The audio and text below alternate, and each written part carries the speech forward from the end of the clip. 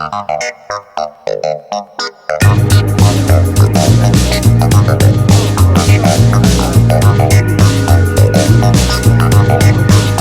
everybody to our meeting here. My announcement this week is we also announced a new version of Inspector 8 that is will depend on the use of FileMaker 2024. So you'll have to be using 2024 if you use it locally, or you have to use 2024 on the server if you install it on the server. Mac only at this time. We are currently testing our Linux version, and things are coming along, so stay tuned for more. But we're really excited to have finally switched over. Lots of really cool innovations and benefits from using it. I did a lot of talks at different groups, so there's a number of recordings where I've gone through the details. There's also a recording at DIGFM the month before, where I covered this. So if you're interested and you want to look into it, feel free to look at the past recording. And yeah, that's all my announcement.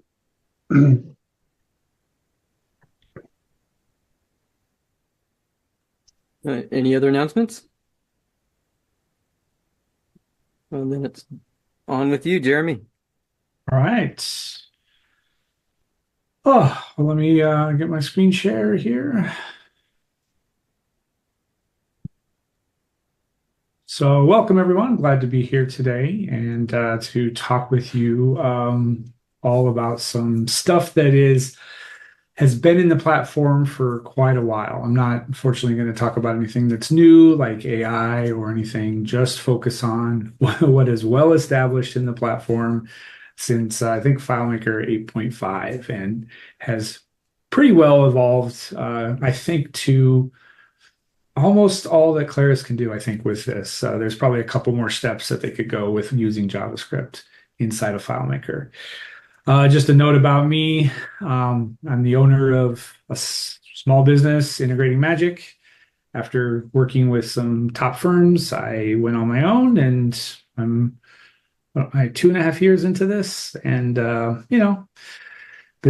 small businesses, it's a tough game out there, but I enjoy it. The focus of my time as a company is to build widgets for people. And I'm kind of developing a skill of building web apps.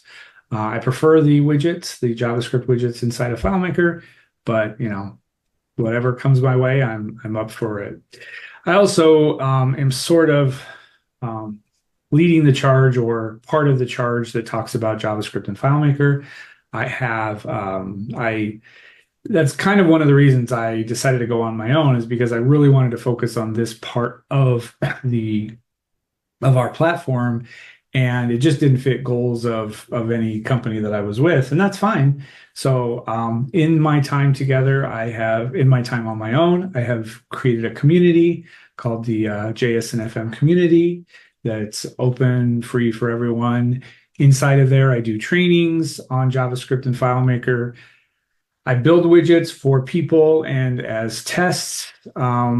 The whole purpose of this is to provide knowledge for FileMaker developers who are interested in JavaScript, and to share the knowledge of what is out there, whether it's stuff that I'm coming up with or stuff that other people are coming up with. Every Thursday at 10 a.m. Eastern Time, we have an office hours. It's 90 minutes or more. It's the best part of my week. People from all over the world come and talk about JavaScript and FileMaker. We get way off topic, and then we veer back on, and people share what they're working on, and it's a lot of fun. I really enjoy it. And then there's just, there's posts and stuff in the community as well. It's meant to be a resource. There's lots of people writing about JavaScript. It's not all in one space. I would love to have not the source content there, of course, but just links to everything that is written about JavaScript and FileMaker in the community, so that it's a good place to go. And I've got this new thing called the widget warehouse that I'm sort of building up here. Every widget that I build in my community for a test or to show something in a technique in office hours, it's just sitting in my GitHub account. And so I'm going to make those available for people under a subscription, but it's just a quick way to get a almost production ready widget. Here's the community and the office hours. Down in the bottom right, I'm working on I have some documentation about JS and FM that is certainly geared towards the way that I'm going to talk about today, but hopefully can be a resource for people. So I want to focus today on I want to talk about efficient JavaScript in FileMaker and just thinking about how do we go about working with this technique, this tool in our apps to efficiently. We have a starting point. I like to think of a starting point. I can think of three things that would be a good baseline for us. There is a lot to learn in our platform. It's I think every release there's more and more coming. There's more and more here. AI is now a big thing in here. Back in FileMaker 16, it was the JSON and I could insert from URL. There's a lot to learn in our platform. And as FileMaker developers, we're interested in coming up with the best methods to help us solve client problems, which I think is great. But we're short on time. There's only so much we can learn or study or get to in a given day or week. And so these are my starting points, because my whole goal with what I share with people is how do you use JavaScript efficiently in FileMaker? When it comes to becoming efficient with anything, we turn to all sorts of stuff that's out there. There are plugins that can solve all sorts of problems for us in FileMaker efficiently. There's demo files. We have add-ons that we can get from someone or download or whatever that help us to solve problems quicker in FileMaker, and they're efficient. These are efficient methods of working with a technique. I've heard already there's already demo files, nice demo files out there about the semantic search, at least 3 or 4 that I can think of that we could dig into, tear out the stuff that we need and set into our own apps. So those are good. So I know that as FileMaker developers, we already strive for efficiency. We strive to look. And I'd love to hear what you think about this, and feel free to put something in the chat. Feel free to answer a question or pipe in with an answer. In my office hours, no one can hardly get a couple sentences in before people are contributing, and it's great fun. I love that. So let's continue that tonight. To me, the efficiencies in the work that we do have to do with a couple of things. They have to do with our time. How much time do we spend on something? It has to do with the scalability of the technique that we work with, and of course, the technique. We need to pick things that are efficient for us that satisfy these 3 items, as best as possible. There might be some trade-offs here and there with less time, more scalability, more time, less scalability, however the case may be, but these feel like the stuff that we strive for every day. When it comes to your work in FileMaker, these items probably define our efficiencies pretty completely. But if there's other adjectives or nouns that describe how we are efficient in FileMaker, then let's hear them or throw them in the chat, and we'll talk through them. Conversely, the inefficiencies in our work happen to actually be the same 3 things: the time, the scalability, and the technique. We can often find solutions, find things to we start to wrestle with things that are inefficient in one or many of these. I'm sure you all have stories of picking up a technique or something and spending a lot of time on it, struggling with the technique, realizing it can't scale very well, it doesn't work in a real production file. So these are certainly the points of inefficiencies in the work that we do. Does anybody have any other efficiencies or inefficiencies that we deal with every day? People. People. Okay, yes. That could be, yep. You want to find efficient people to work with or work with them efficiently. Yes. I mean, um, oftentimes it's just a question of like, um, how you leave like the code in a state so that someone else can come after and understand it, right? So if something is too complicated or whatever, usually the tendency is like, oh, I don't understand it, I'll rewrite it. I'll use something else, right? So there's that, so having the ability to have something that's easy to understand or at least, well documented. I don't know how to put it. Yeah. Yeah. Yeah. That's a great one. Yeah. Didn't think of that one. Updating layouts. What? Updating layouts. Updating layouts. So in what way? How is that? How is that an efficiency or inefficiency?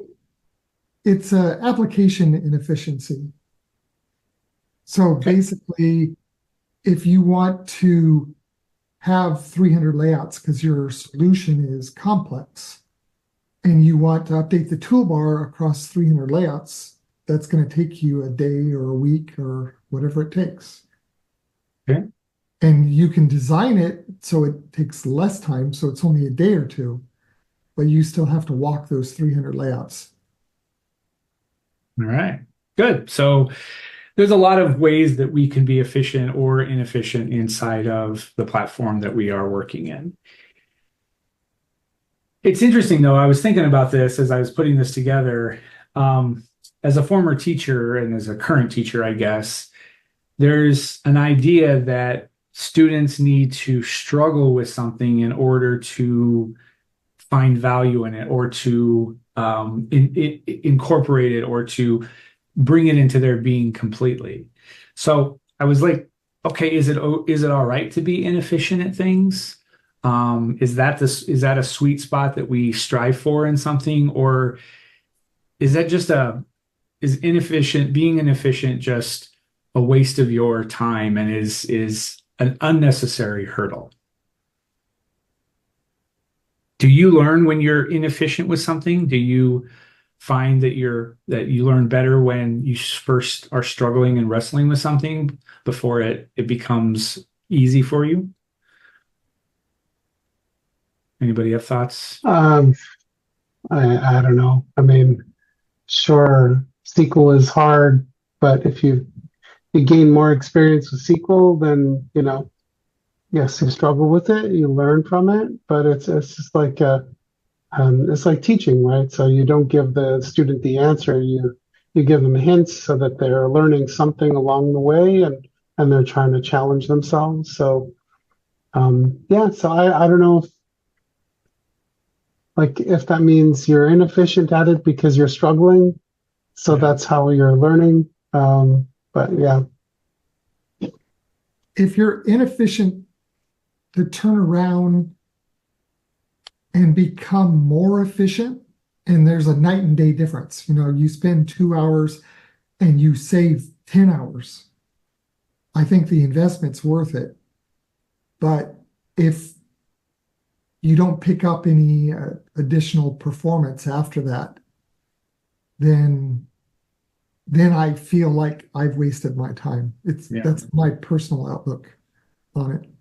And especially if you're applying it to the next project, if you do the same technique in the next project and you are spending the same amount of time that you spent in the first project, then you are certainly continuing to be inefficient. Maybe it's okay to have it that first time, but the second, third, fourth time, you should be really picking up some techniques that reduce the time that you're spending on this. It might give you other benefits, like you might like the way the solution looks better, either from a programming standpoint or from a usability of like updating, like what Vince just said about allowing someone to come in after you and edit it. It might help you in those other ways, maybe some additional thing. But if it doesn't actually give you any efficiency, I personally feel like, oh, that just sucked up time and got me nowhere. Yeah. Okay. Good. So this applies to the stuff that we use in FileMaker to solve client problems, whether it is the SQL execute SQL or whether it is the AI stuff that's coming new or JSON or something. We can pick techniques that can be efficient or inefficient. And I would say, and this is the whole point of our discussion today, is that when we use JavaScript, we can apply this same idea and look for, identify what is inefficient and efficient about it.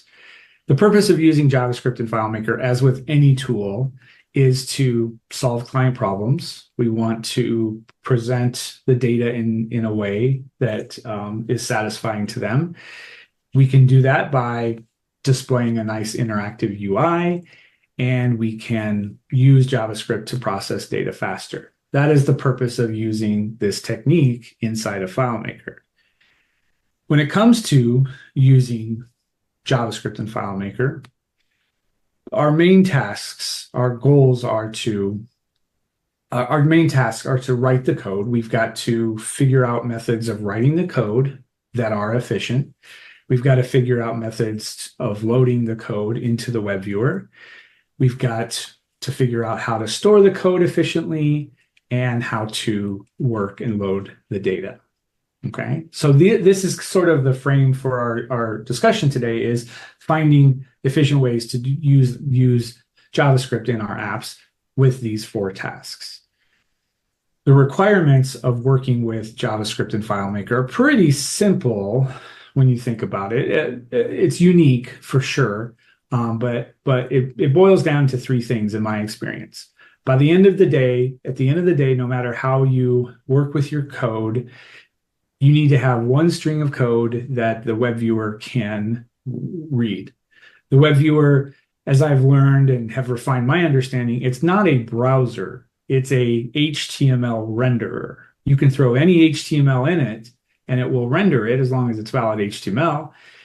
A browser is sort of more encompassing of all the features that any browser can handle, the history of forward, backwards, all that kind of stuff that it does have some characteristics of a browser, and I love trying to refine my understanding. It does have cookies, it does have local storage, session storage, any those things that a browser has. But it's really, at the end of the day, we need one string of code inside of that thing. We need to learn how to work with it where our code can be either offline or online.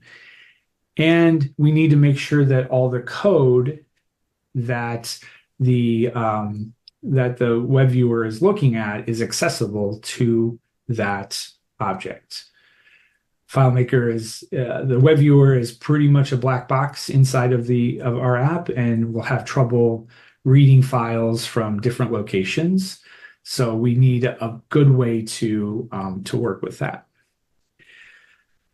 So here are the efficiencies that I would say come with JavaScript in FileMaker. And this is from my experience of building widgets for people, training people on building these, and and teaching about it all the time.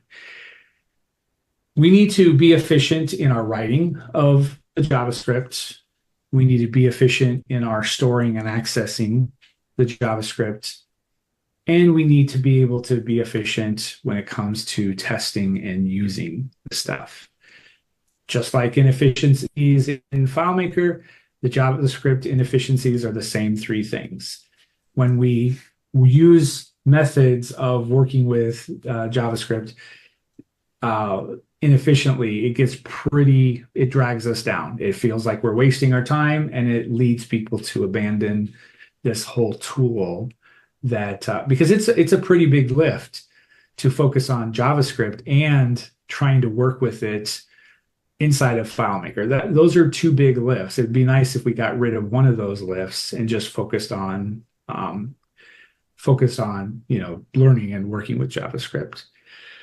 So it's my thought, it's my understanding that with working with JavaScript, JavaScript can work in FileMaker can get more inefficient the more a widget needs JavaScript. That's kind of weird, but the more that the widget needs, the more problems that it solves, the more features that it has, it's really fast. It really can get inefficient fast when we start working with it. Your time can get wasted, your scalability would suffer, and the technique would just get messy. The more a widget the more the widget needs are there. Here's an example. Here's sort of the basic working with a web viewer and some HTML. Over on the left here, I have a FileMaker field, and I just wrote some JavaScript, some HTML in there with a little bit of JavaScript, and I displayed it in the web viewer on the right. This is about as simple as we can go, even with just a button there that will do something. This is about as simple as we can go and still be okay. This doesn't have a lot of features. There's not a whole lot of styling. There's not a lot of, there's barely any JavaScript in there. And I can certainly add more JavaScript, but this is about as bare bones as we can go, where we're just displaying some hard-coded text in there. And if that's all, are you sharing? Are you not seeing my screen, guys? He is sharing. The second Yeah. window. The screen is being shared. Dear Lord, you scared me. No, I don't see it, so I didn't know why. Beverly, Okay, it's in a thanks. second window. I don't have oh, there it is. Yeah. It is. Yeah. Did I put it somewhere wrong or what? No, this. No, I reduced the screen size and I Okay. lost the second window. Thanks. Oh my gosh, Beverly, 20 minutes into this and you're like, This app does it all the time. So okay, good. Phew, scared me. Thank you. So this is about as simple as you can go. You can write some HTML, you can hard code some stuff in there, and it works just fine. If this is all you need is to display some text into a web viewer, working in this space is fine. Writing it in that field is fine.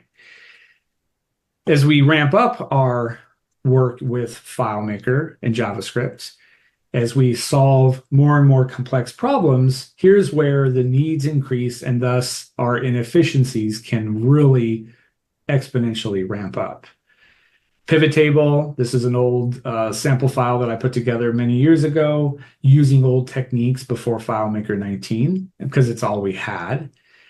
We can see here on the top left, there are a bunch of fields that contain all of the code that I had copied from the sources, maybe a GitHub repo, and I had put them into individual fields. So there's 1, 2, 3, 4, 5, 6, 7, 8, 9, 10 fields because this thing needed a lot.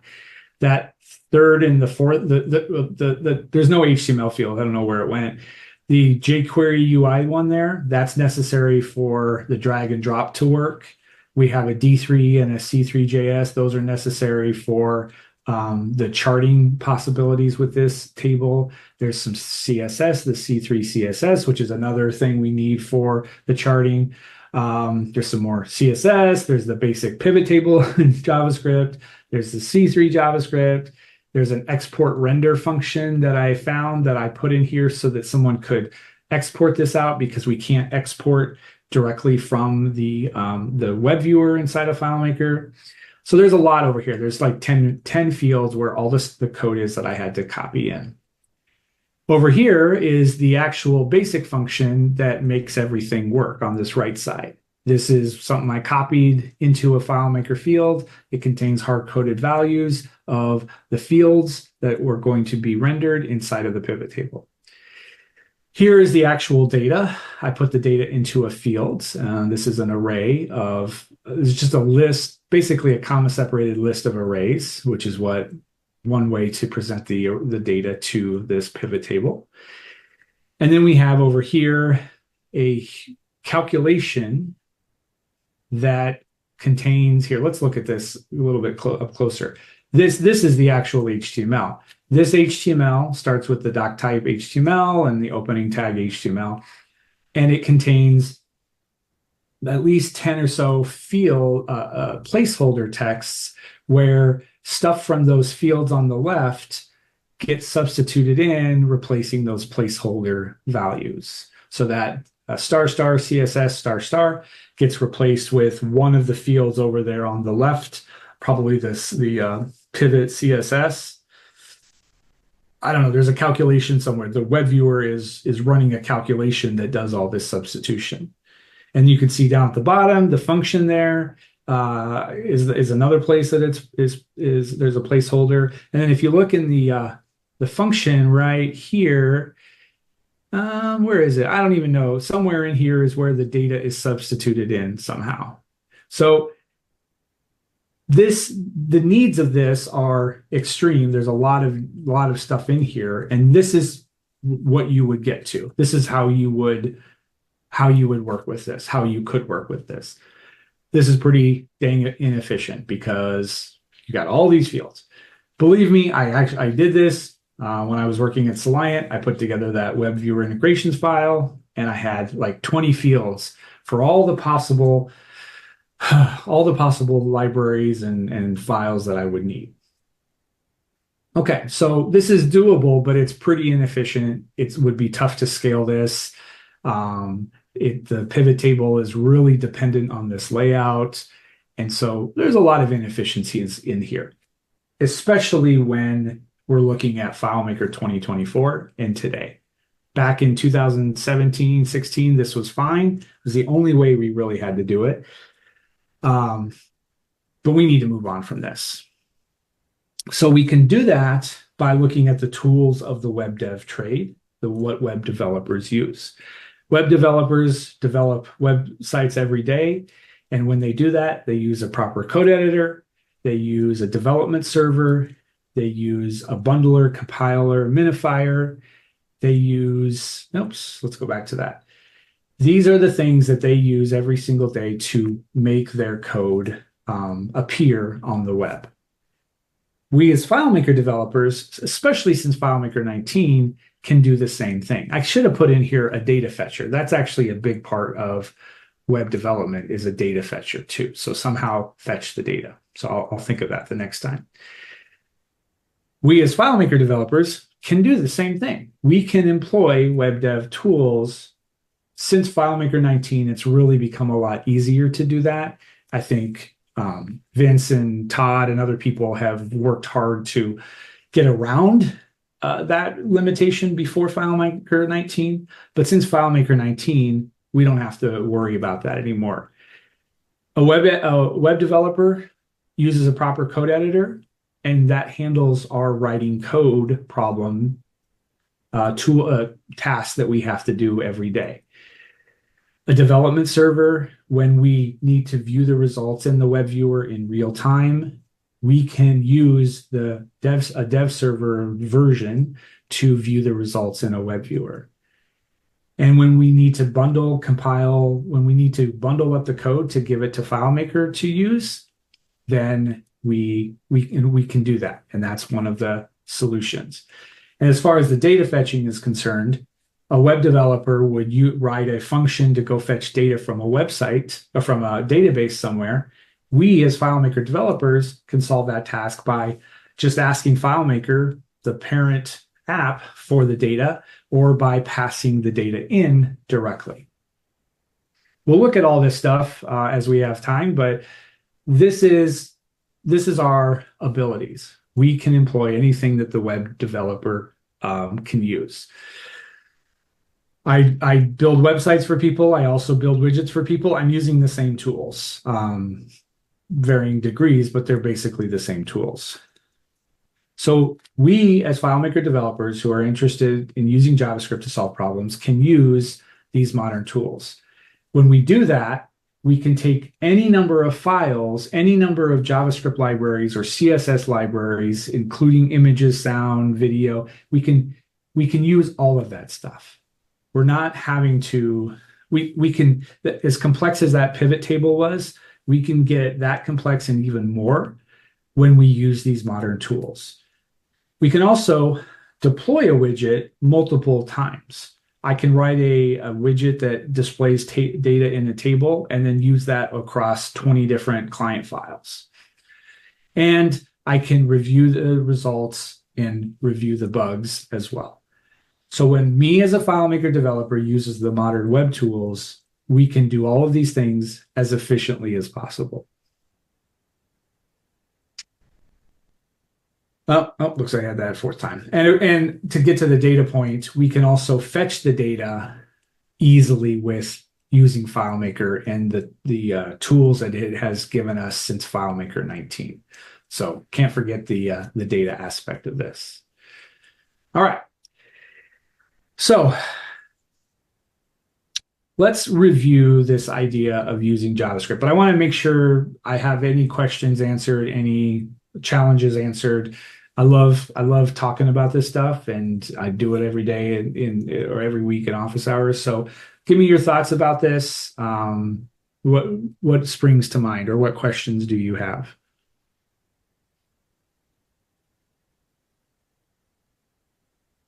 I don't have any questions right now.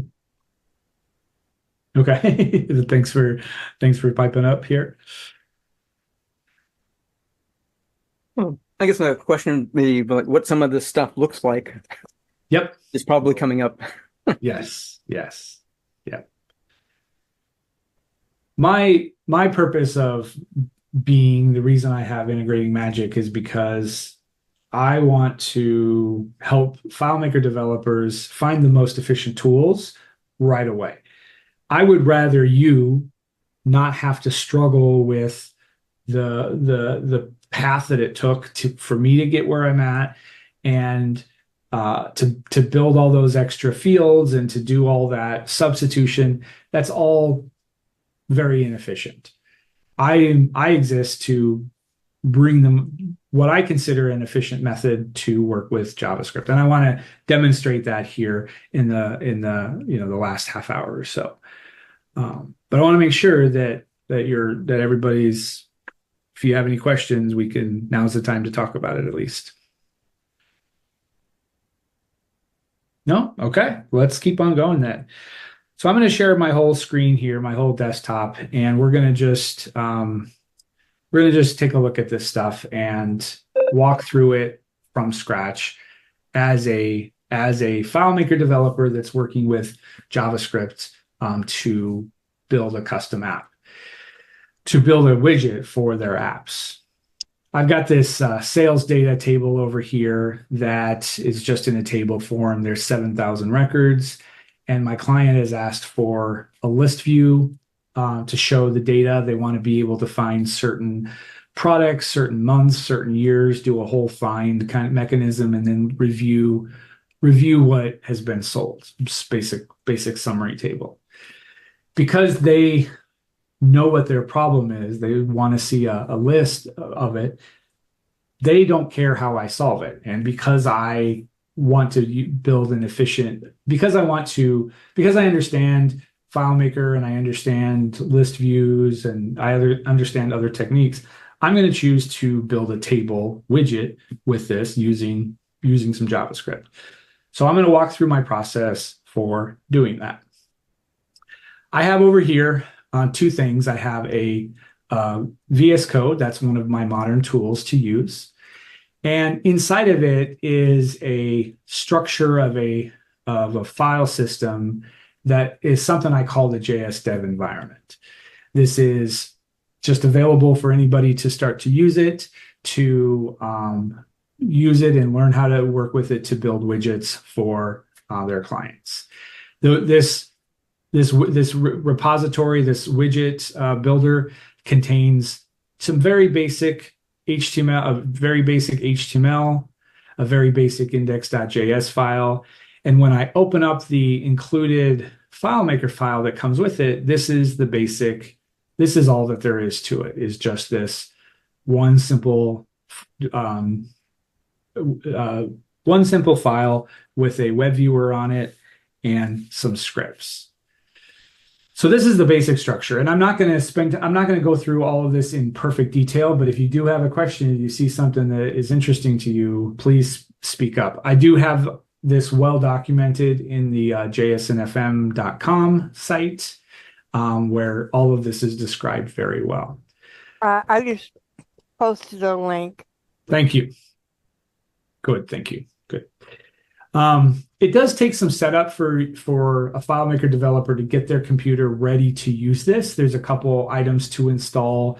There's a couple file applications to download. But once you get it set up, it's all good. Under the hood, I'll tell you that it runs on some things called Node.js. It runs on Git. It runs on a library called Parcel. But you don't need to know any of that. Once you've downloaded these items, especially the first two, this is just ready to go for you to use. And once I have the development server running down here, I can make any change in this. If I come over here and add a couple exclamation points to the index.html, immediately that shows up.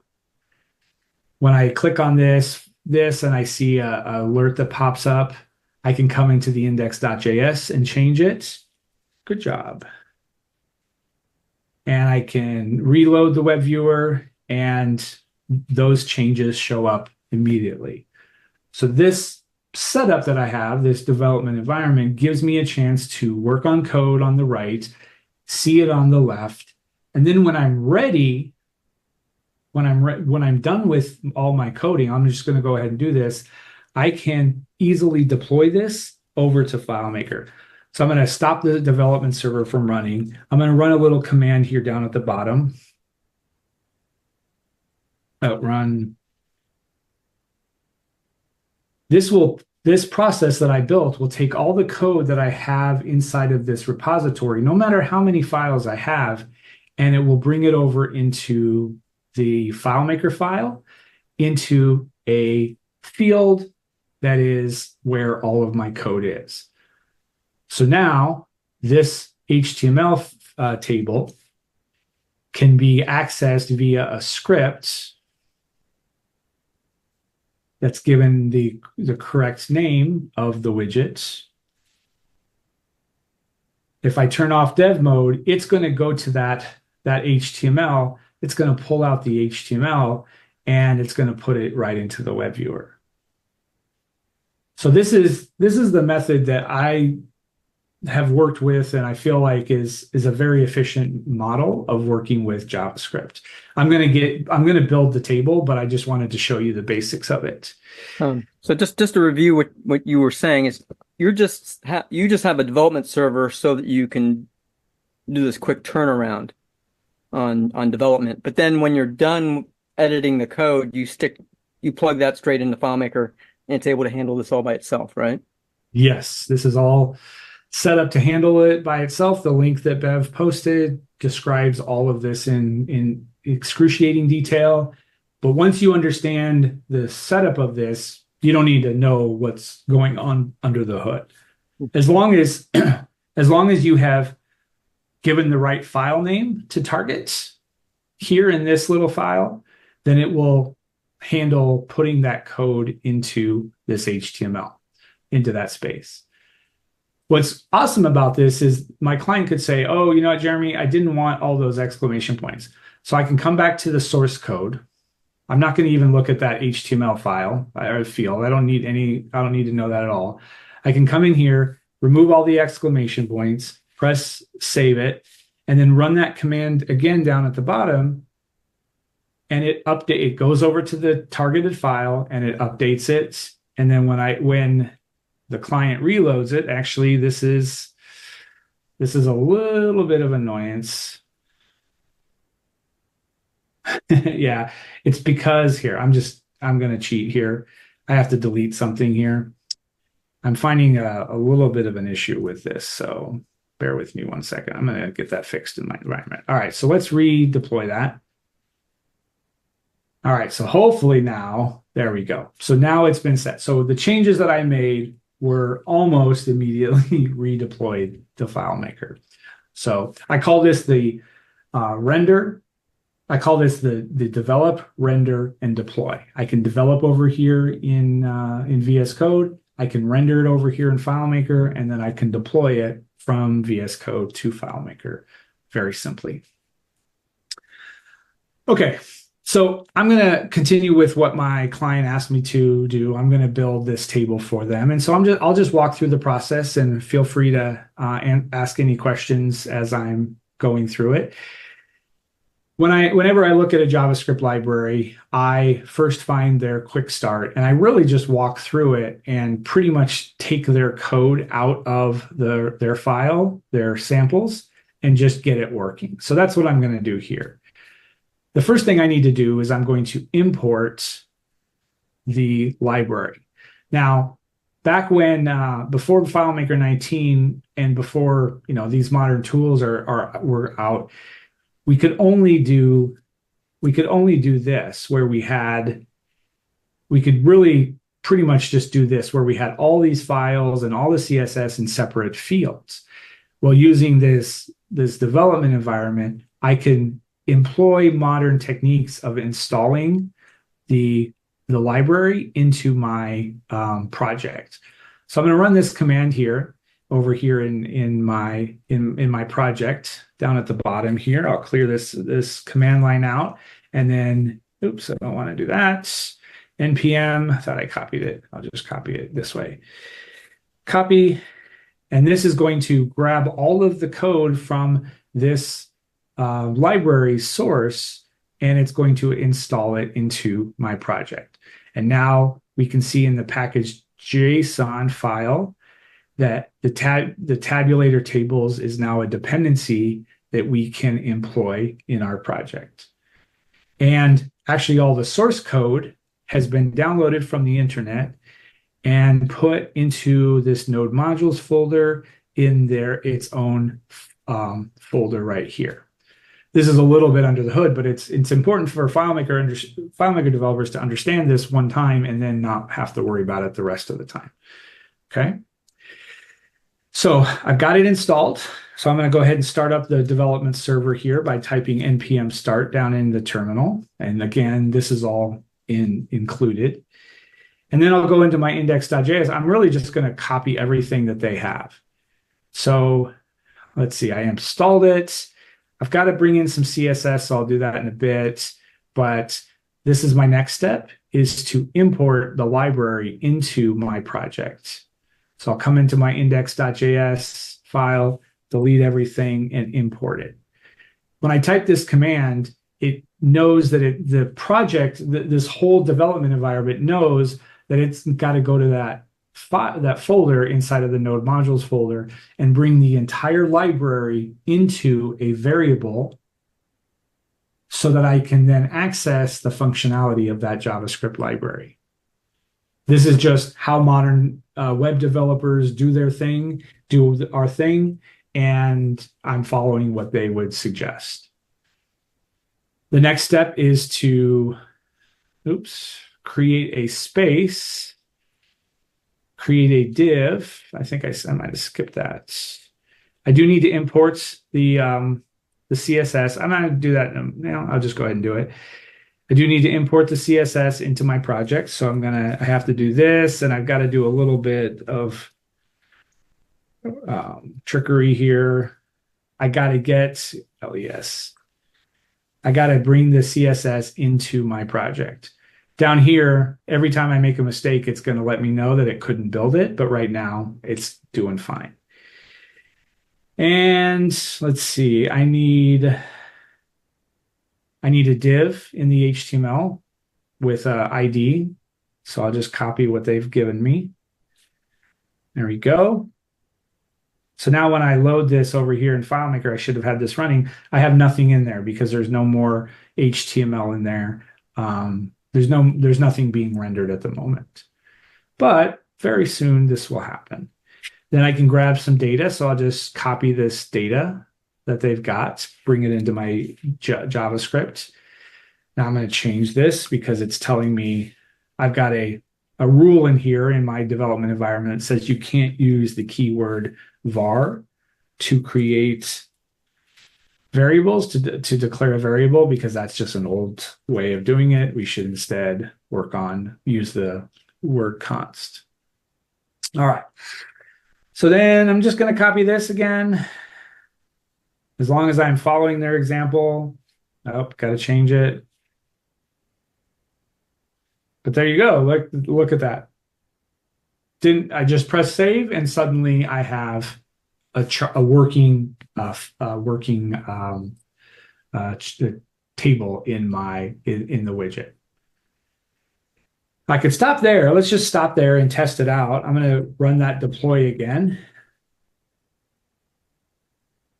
So the table widget has been updated. Now that HTML contains all of the code that is necessary for this library to run. It contains everything that I'm writing in here and in here, and it contains the entire library. Let's see if it'll go there. It contains all of this code that is making the table work. And I didn't have to do a thing. I have one field versus the dozen fields that I had in the other project, wherever it was, right here.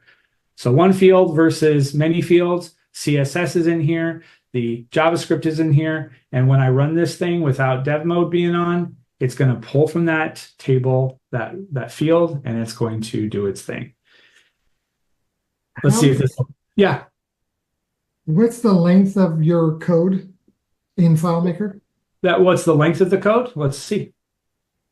Now it didn't minify it. That should be something that it does. It's something that I've found that I have to try to fix, but length.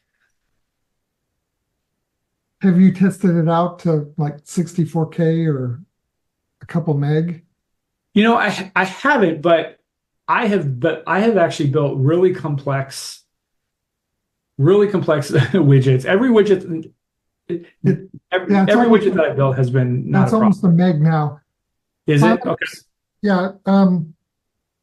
It was 880 some K. I didn't see the number exactly. Oh, it was 888,000 characters. Yeah. So FileMaker's text field does have some limits. So you might want to think about ways of splitting it up between records or something. Well, that's interesting because to me the ones that Todd and I built way back when, they are full-fledged React apps. They are full-fledged things, and we've never had a problem with those. I have actually. What? I'm just saying there will be a limit at some point. Okay, there will be. I'm not saying that you've hit it yet. But isn't that like out in a gigabyte or something like that? No, I mean, technically FileMaker text fields internally inside the database can be like 2 terabytes. But the text engine in the UI has limits, and they've increased it out to a few meg. And that's not right. It's not 64K anymore. Well, let's go. It says Claire's FileMaker Pro less than 10 million characters per field, but up to 1 billion characters per field per repetition. Yeah, that's a database limitation. That's not a FileMaker UI limitation. Okay. There's a performance problem loading up that much text in a single block. So you're saying that he could import that text and use it, but he couldn't go in there and edit that in a field or something like that? Yeah, and there's other performance issues that you might run into later doing certain things with it. But if you're doing something that is several megabytes, I doubt that you're going to run into a problem. I'm thinking like 30 megabytes or 64 megabytes, you might have some serious problems. Well, I'll tell you, I've built over 65 widgets for people. I've never had this issue. I have 300. Understood, but that doesn't mean that your solutions are that big. Sure. Oh, You okay. have to look at the size of everything. One of the Complex without being massive. Cool. One of the tasks of the environment is supposed to minify this. So rather than, and it actually did, it might have done it. It's supposed to make this remove all spaces from it, all returns. And I mean, my code, the actual code that I wrote is clear at the bottom. Let's see if I can even find it. Probably can't even find it. It is buried in here, but it's supposed to take variables that I have, like table, and drop it down to one letter. So instead of table, it might be a T or A or something like that. So, and it removes all of the, it's supposed to remove all of the comments and all that. So it makes it as small as possible. I've never run into that. I know that until we have a better way to store HTML in FileMaker's guts itself, like a variable that is, or a non-schema based part of the app. I've worked enough with this to just stick it in a field and be okay with it. I've never run into that. I appreciate the warning that it might be possible, but so far that's never been an issue for me. And I don't actually know how I would break it into fields anyway if I got into that issue. So it's good to think about that. Heath, what's the storage on a variable? What's the storage on a variable? Let's look.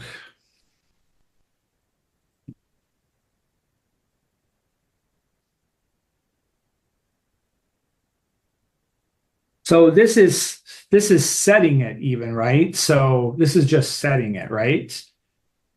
Because 30,000 characters, I've already blown past 30,000 characters.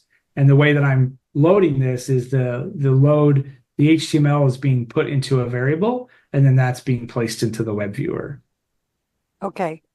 So you're already putting it into a variable. Temporarily, yes. I'm not using a global or anything to store it. I go and get it in real time when the person comes to this layout and a script runs. So yeah, well, if it's a variable, I'm just wondering if at some point you could do a text file that's created that you could load into the variable. But again, how much can that variable store in memory for you to use in the web viewer? Yeah, those are good questions that I have actually never experienced at this time. Yeah, just throwing it out there. What are the possibilities? Yes. Oh, yeah, that sounds good. It would be great if Claris gave us a way to store this in some part of the app that was inaccessible to schema, because this is a field. If I come in here and I do something like that accidentally, my widget can get ruined. That was just some CSS, so that wasn't a big deal. But that is a big problem. Playing devil's advocate, your data is rendered in this HTML as well, right? No, we haven't got there yet. Well, it is for this test. You're right, but eventually the data has to come in somehow, and there are a couple ways to do that. So we'll take a look at that. Yes. So the concern is larger and larger data sets. Yes, that is the concern for sure. Yes. So we can cross that bridge for sure, but that is a problem. Yes. Well, I have another question related to code size. I'm assuming, like, I don't know exactly how JavaScript loads, but on a page, I assume you can cache, your browser will cache JavaScript that you've encountered before. Is that right? Yes. Will FileMaker do the same thing when it's loading the JavaScript? So go ahead. Is it like cached for the browser, or is it just keeps reloading it every time it encounters, has to execute the code?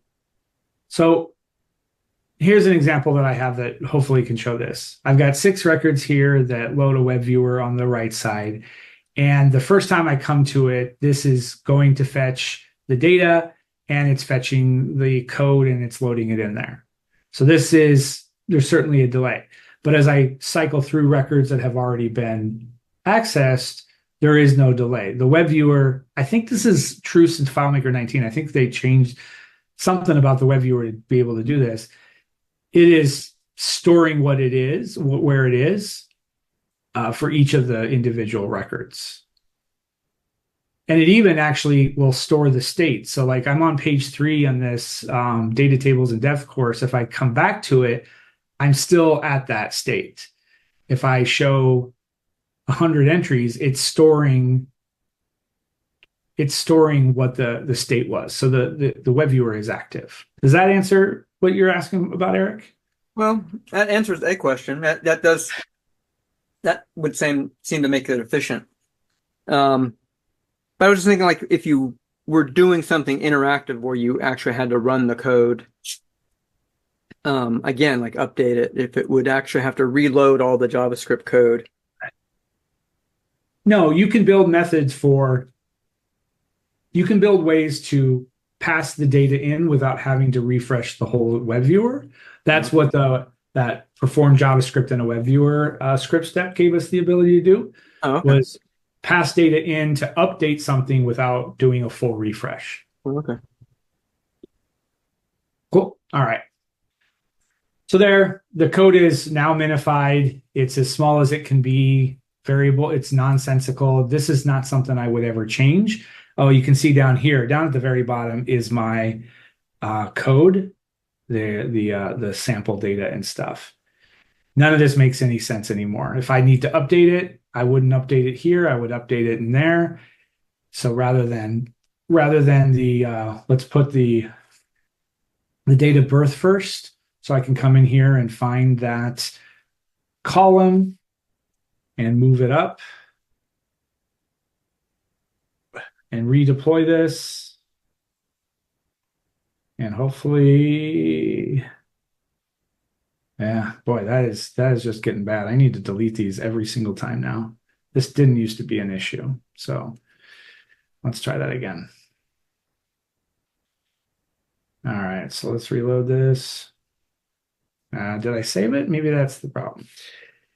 All right, well, okay, so I'm getting off track. The purpose of this is to code efficiently, to make the updates, to deploy it, and then to get it in a place where it's ready for clients to use. I want to use my actual real data. So the sales data is coming from here, and so I need to do that.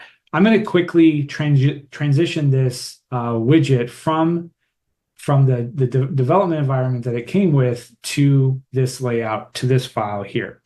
So there's a couple things I need to do. First of all, I need to copy the table over.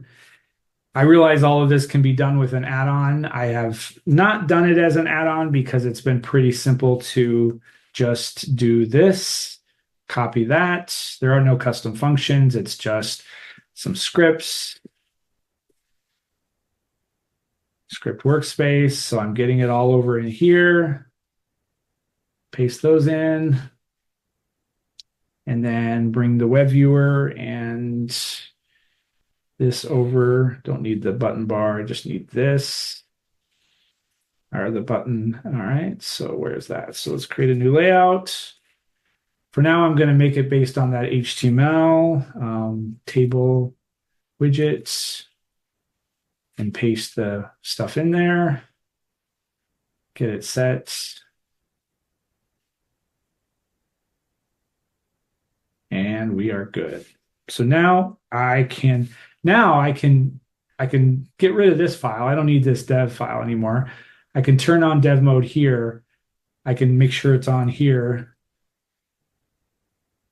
and load it up in here. So now I'm actually in my client file, or in this case, my file, and I'm going to start to work with it.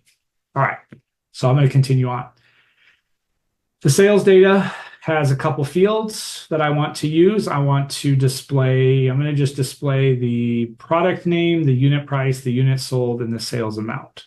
So I'm going to come into the code, into the JavaScript, and update the columns option of this library to say, I want you to show the product name.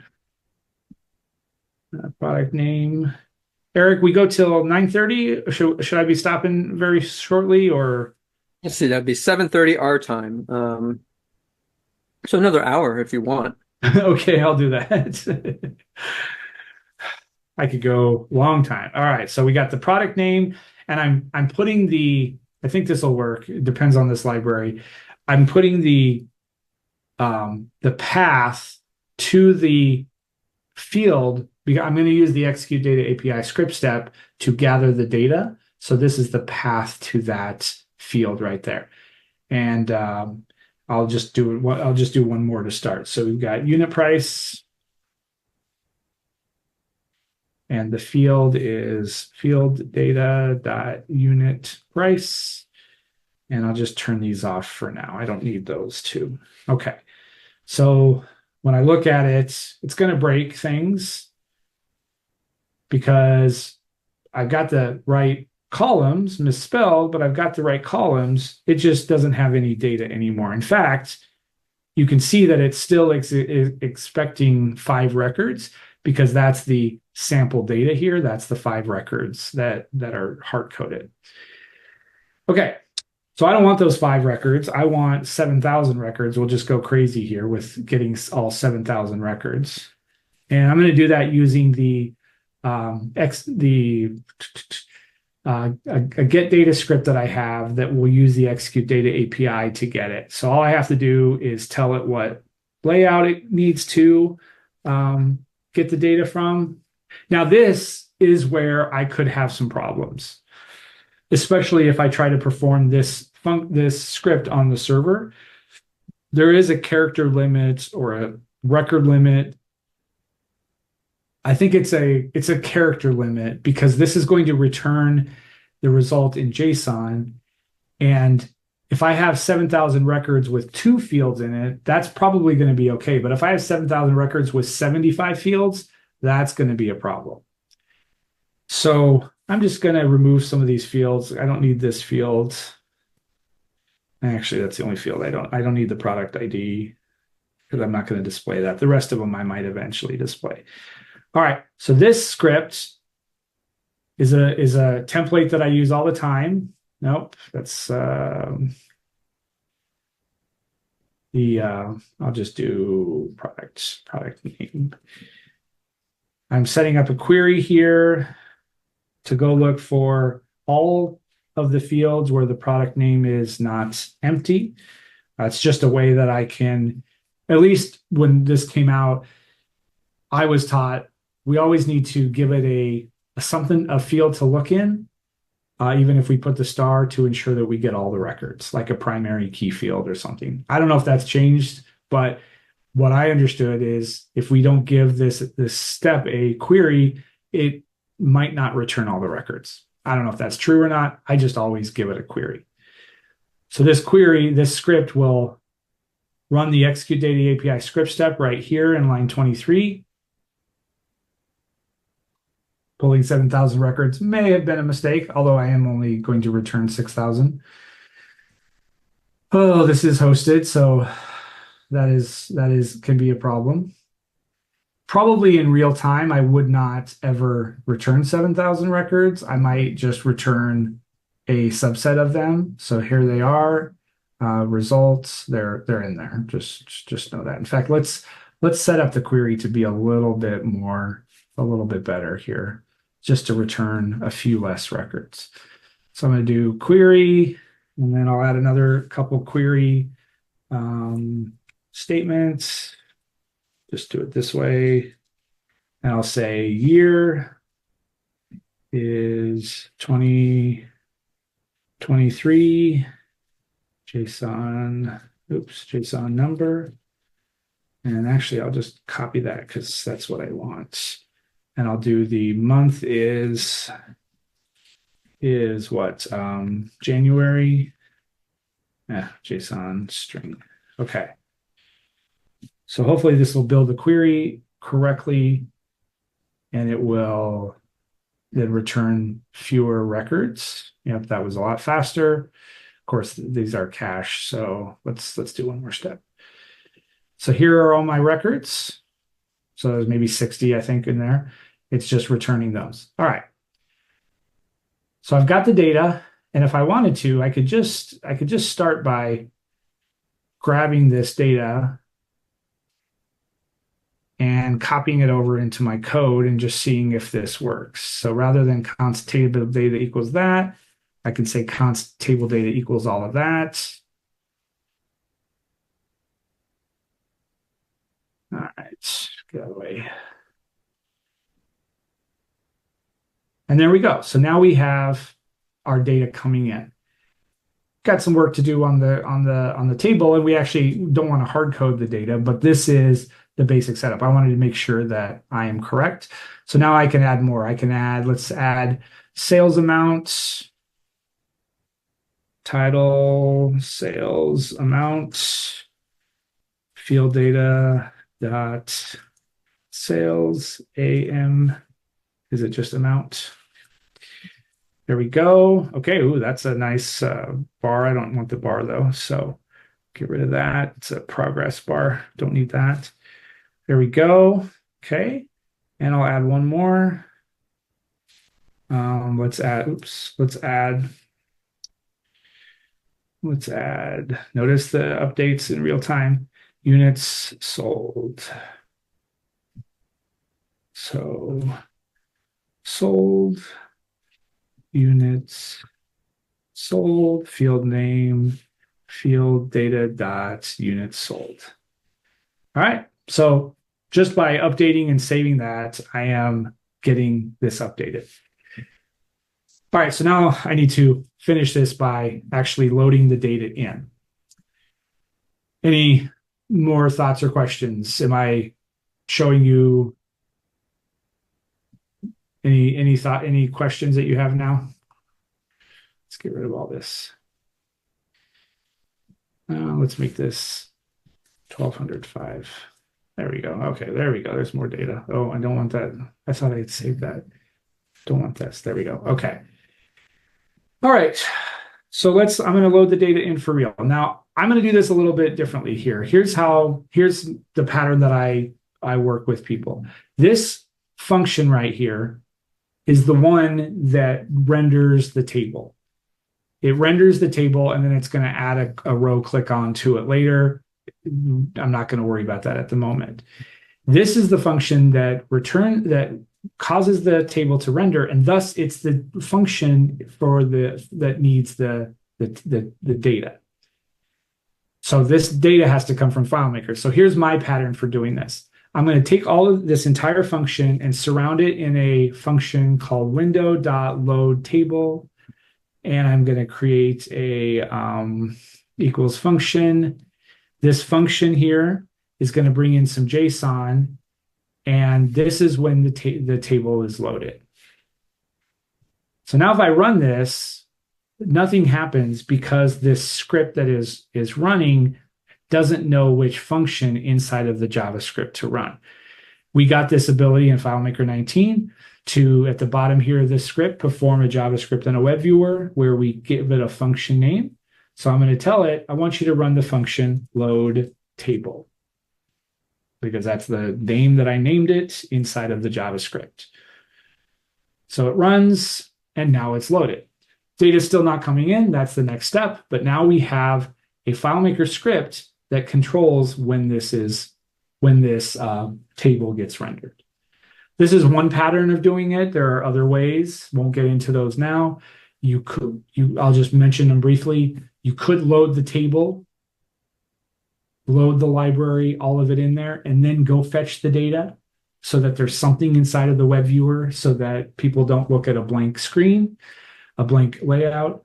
There's a lot of ways to do it. This is just a method that I use when I come to a layout, a script trigger runs, and it runs that script, and then it pushes the data in. Okay, so I've got this. Now let's get the data in from FileMaker. We don't want this table data anymore, so I'm going to get rid of that. And now it's broken because there's no data. I can see that here in the console. Can't find any of the variables, can't find the variable table data. That's okay. Our next step is to go fetch the data. In my load script, in my load widgets thing, I have a script called get data. This subscript is that same one I showed that goes fetches the data. It gets returned, puts into a variable, into a JSON array, JSON variable, and then it's going to get passed into the JavaScript. So it's going to get passed in right here, and I can just do a quick console log and see that coming in. So let's run that. And now still get the error, but we have the data coming in. This data is not ready for JavaScript because it's just a string. So we employ a JavaScript function called JSON.parseJSON. So we're running a function here that parses our JSON, that preps it, makes it ready for, we'll see in just a minute. But so here's the string that came in, and then this is the actual object that now is prepared for the data, prepared for, sorry, the JavaScript. All right, so the data is coming in. I'm going to extract it out, const data. I'm going to actually use the table data equals object.data. Actually, it was this. All right, yeah. I knew that was the wrong variable because it's kind of grayed out here and it's underlined. So these two don't match. In JavaScript, case matches has to match 100%. And in fact, in here, using this modern code editor, it's telling me, could not find the name table data. Did you mean what you declared above, table data? That's pretty cool that my code editor is picking up on the fact that I have two similar variables but not quite. So I could just change either one of them. I'm going to go ahead and change this one. Was that an extension you had to apply? I don't believe so, but my development environment has all the extensions you need to make your code do the same thing as mine. When It was a Visual Studio, right? Yeah, Visual Studio. Yep. All right. So now I can run this, and now the data is coming in from FileMaker. I could say, I could easily adjust my query, possibly using, FileMaker buttons and stuff, and say, I want you to show me all the product names where it is product 1. And so this will go fetch a whole new set of data. Let's fix that. Equal. There we go. All right, so now I have complete control over the data that comes in. None of it's hard-coded in the JavaScript. It's all coming in real time from FileMaker. Getting back to the efficiency idea, this process that I'm following removes a lot of the inefficiencies. I'm coding over here in a proper code editor that's giving me all sorts of hints that you have variables that are misnamed or not used. It color codes things for me. It indents things for me. It very clearly lets me see my code. And if I forget, this happens all the time. If I'm in the middle of coding and I forget a comma to separate objects in an array, obviously I see that there's a problem, and it kind of points right to it. And it kind of tells me, it does tell me if I can read its abbreviated code that I expected a comma, and I forgot to put a comma in. Oh, and there's a red underline there. So as far as my time is concerned about writing the JavaScript, this is helping me a lot. I'm not saying that this is going to help us learn JavaScript. I'm saying that once we know it, we a lot of burden is lifted off of us. A lot of inefficiency is removed because we can use a proper editor. This is fantastic. I think it's great. I found just even editing like HTML reports and having it in solely in FileMaker, developing it in FileMaker, maybe having a web viewer open to view my code as I'm doing it, and then with a separately linked CSS is arduous. Not having these sort of tools available to us to round trip it, as it were. Yeah, exactly. That's good. It's great to hear that. Yeah. And the way you're demonstrating it, you absolutely don't want to be editing your code in FileMaker. It's aside the point. Yeah. And why use a FileMaker field when we have VS Code? Now, this, I don't know, Vince, you might know better, but this could have been done maybe pre FileMaker 19. FileMaker 19 gave us the ability to pass JavaScript data in without any sort of limitations, and then a better way to get data out. I never saw any sort of connection between VS Code and what we can do in the web viewer before 19, but I was still struggling with writing it in fields, all my code in fields. So maybe I missed this possibility back then. But with FileMaker 19 and higher, we have this ability. And under the hood, there's a lot of modern tools inside of FileMaker. This upload to HTML. I can't remember when these came out, but open data file, read from data file, close data file. That is employed in this process because we have the tools.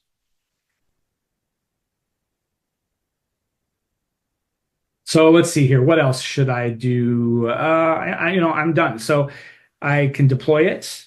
Now this is my my client file. I'm going to go ahead and deploy this thing.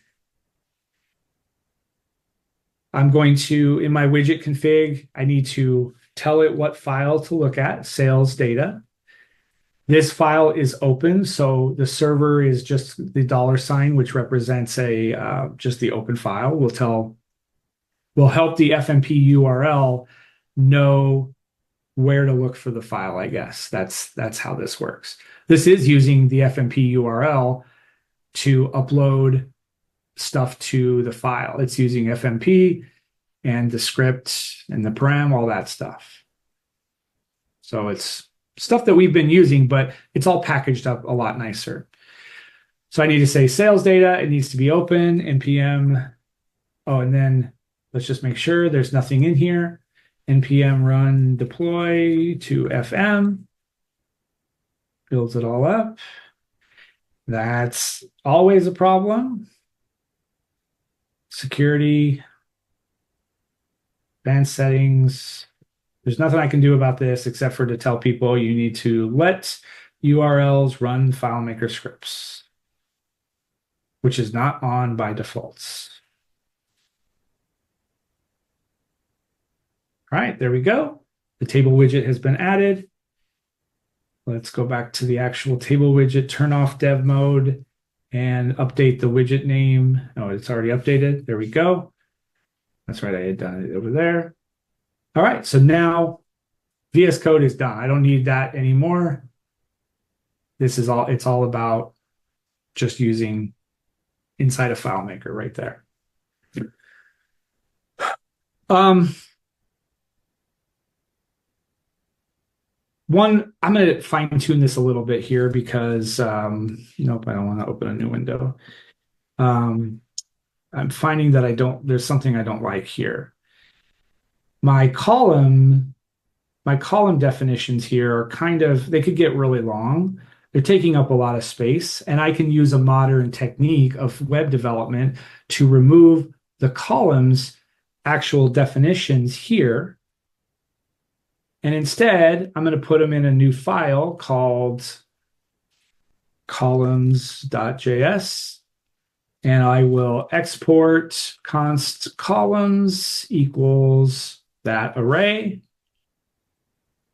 come back over to my index.js, and just like the entire library, I could import columns into this project. VS Code is very knowledgeable. It knows where it's at. And then I can use it down here. And let's just make sure this is running correctly. So there we go. So now I'm saving space and I'm separating out pieces of my code into logical files, and so forth. If I had some functions that I needed to run on the data, then I might put those in another separate file. And again, and then let's just do the deploy on this. Let's just make sure that this is cleared out. I'm going to just delete the HTML here. I wouldn't do this normally, but so when I load it, nothing runs. I'll redo the deploy. So this deploy process is smart enough to say, all right, Jeremy, you have an import of the library, which has already been doing. I'm going to bring all this code in and inline it into this file. Now you have your columns in a different file. I'm going to import those in, bring them in, inline them in the file. And then, because we need HTML ultimately, all of the code from that index.js and all of its supplementary files is going to be inlined into this area right here. And FileMaker is just going to receive this HTML document. So let's run that again. Where are you pointing to? You keep saying the indicated file. Where are you indicating the FileMaker file that you're deploying to? In this widget.config.js file, Okay. it's the place that lets me determine which file. So what's cool about this is I'm working on this for client A. Client B wants the same thing. I can just come in here and update this and say point to client B's file, and away I go. If I want to do some versioning, I could actually update this and say, let's do a quick version. Let's do what could we do? We could do, I don't know, we'll just change the size. So if I run and deploy this one, I changed the wrong thing. Sorry. I want the file to stay the same. I'm going to update the widget. Short. There we go. So run that. So it's added another widget to this table that I can toggle between these, or any sort of mechanisms that I want to do. I did this recently for a client who we were testing a particular problem in WebDirect. And because I didn't have this set up, I wanted to make sure it worked in his file with his data. We kept creating new versions until we found the version that worked. And then we just deleted all the other records. But this was a nice way to do some versioning. Look for a matching record with that name. And if it doesn't find one, creates the record. Exactly. And yep. That's great. Yeah, that's great. So really, to finish off this absurd example, I could have a load widget that says, get the widget name, get script parameter,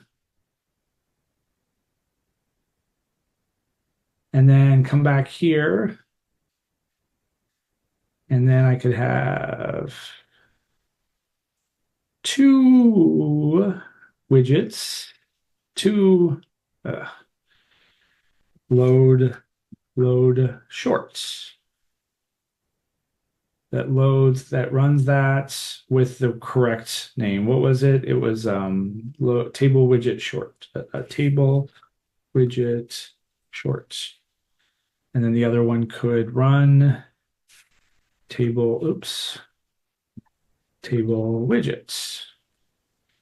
All right, let's see this work. So now, hopefully, we'll have two different versions. This is the long version, and that's the short version. So, this is a silly example. I might have two whole widgets in this same web viewer that are run by different buttons. It's a good example of how you can really rapidly deploy, a variation. Yes. So yeah, this is what I do every single day to develop widgets for people. whether it's a complex, I use React in this, and I've got many React projects out there that are more complex, but that are run in the web viewer using this same model. Here, I'm just doing a quick example of 2 things being imported, but I have projects where 15 things are imported and different CSS is imported. I could come in here and say, let's see, where's my CSS? I could say background color. Let's see if this will work. Red. Let's do a start to make sure it's going to work. No, let's see. It's probably a bad example here. I can make some changes in here and then see how they work over there. And, oh, you know why? I know why. Let's try this. I know why. In my index.html, I have the tabulator CSS coming in after my style. I want my style to override, hopefully this will work, override what, nope, it's still not doing it. That's fine. So that was a bad example. I just shot from the hip there and that didn't work out as well, but it is possible to do this. So the idea is to have anything I need to import. In fact, I can import, this is an interesting idea. I'm going to import rings from, see if I can get this right, data :URL. Is it that? This is new to me, so I have to look it up. Community.jsnfm.com. I'm going to search for assets. Let's see, I always forget the syntax. Import data -URL : okay. Sorry, I should have showed that here. There's a post that I wrote about how to import images and video into the web viewer, which is a lot harder to do without data.rings. Wait, no, man, it got that wrong. Images dash just rings .png. Let's see if this works. And then I'll just quickly make a div for it. Div ID equals image. And then I'll use some JavaScript to, let's see, let's just go down here. I'll use some AI here. Add rings image to div with ID of image. Make height and width 50.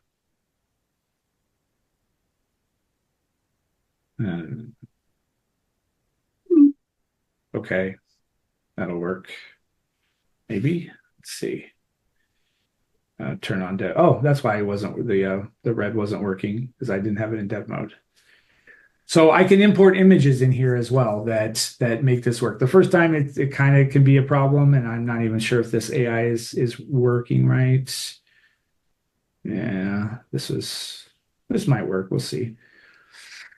But importing images is a big deal, and being able to bring those in as well is a good idea. So yeah, so this dev environment is supposed to handle a lot of the inefficiencies and make it easier for a FileMaker developer to work with JavaScript inside of FileMaker. It doesn't help you learn it so much. It's not meant to, but there are ways to do that. I help with people in learning that. We talk about it in office hours. There's all sorts of resources about what JavaScript we can learn and use for FileMaker. Turns out we don't need to know everything about JavaScript. We could just know a little bit of stuff to do a lot of good stuff. So yeah, that is what I have for you. What are you thinking about? What's on your mind?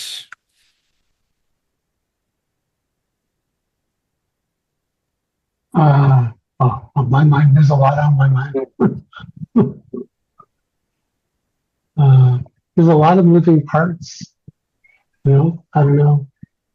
I guess once you get into it, I guess you're keeping track of all all the bits and pieces. But um, I think for me, the way I would probably want to do this is build some kind of a visual representation of what all the moving parts are, so that I kind of see like where things are flowing, etc. Mhm. And I don't know if you've done that, Jeremy. No, I do have it documented. And yes, you're right. The process, there's a lot of moving parts. There's really only two that you need to concern yourself with is the VS Code and the FileMaker thing. I definitely have a bias in this because I do this every day, 50 times. Yeah, yeah. But I think as FileMaker developers need to use a widget, develop a widget, this is a process that they can learn, just like learning the steps for a virtual list or something. It takes a few minutes to understand. And a visual representation would be great. I should think through that. But also the community, that's why the community exists, to help people remember this and to demonstrate it many times. So yeah. So I hear that. I appreciate that. I'm sure other people are thinking that too. But in the long run, I think it's much more efficient than having to deal with this. People keep coming to me with old files, sample files, and asking me to update it. And I'm just like, I am not going to dig through these code bases to find what you need me to fix. I'm just going to build this from scratch in the other environment, and it's just so much easier. So that's how I feel anyway. Yeah.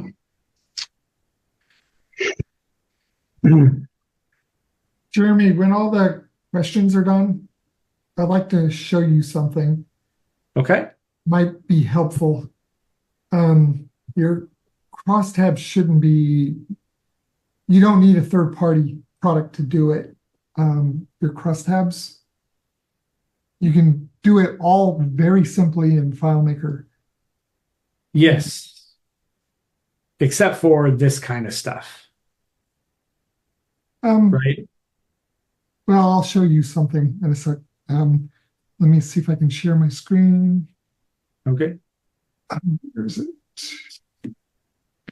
Yes, it's this.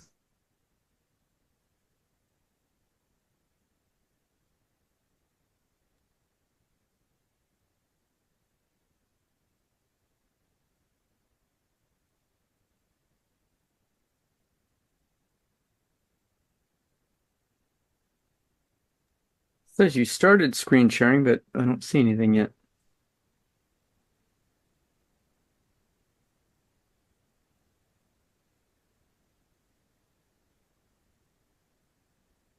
Real quick, Jeremy, while we wait. So on the site, on the JS and FM, you sort of outlined what bits you needed to add. Yep. Like there was like the widget settings, file and so forth, so that we could take any piece of JavaScript we have or anything, or anything that we find from a library somewhere and turn that into a widget. Yeah. Yes. Great. And Keith, I just want to be clear. This was just an example, right? Okay. There's a lot Keith of things. had to log back in. He's here. Okay, I fell out and came back in. Yeah.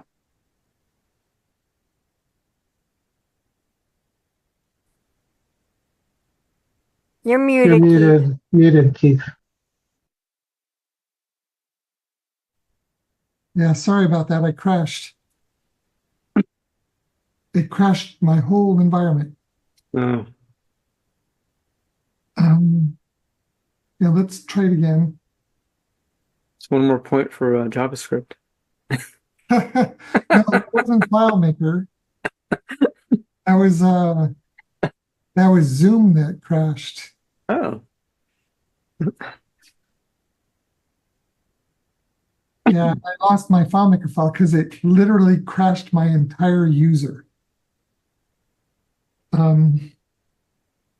So where is...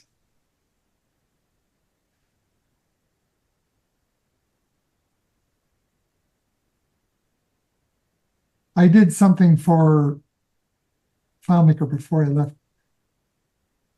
and it's kind of cool. So let's see. It's not cool enough.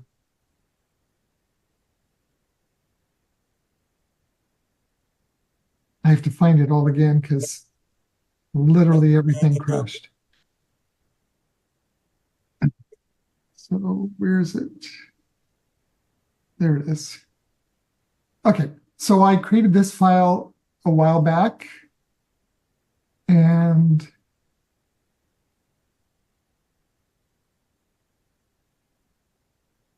I've set it up with charting and a crosstab and everything.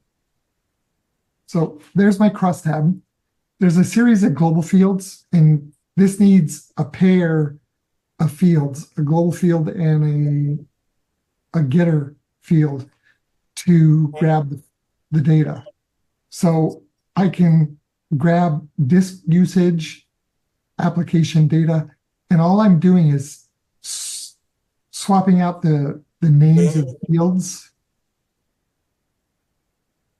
in this series of globals, and it's redoing the crosstab. And what it does is it does a subsummary in another file on the first field, pulls the subsummary data into it, and then it grabs the data on the side.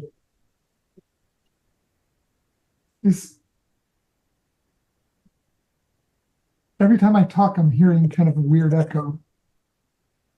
I'm not hearing it. Okay. Yeah, there's a little buzz.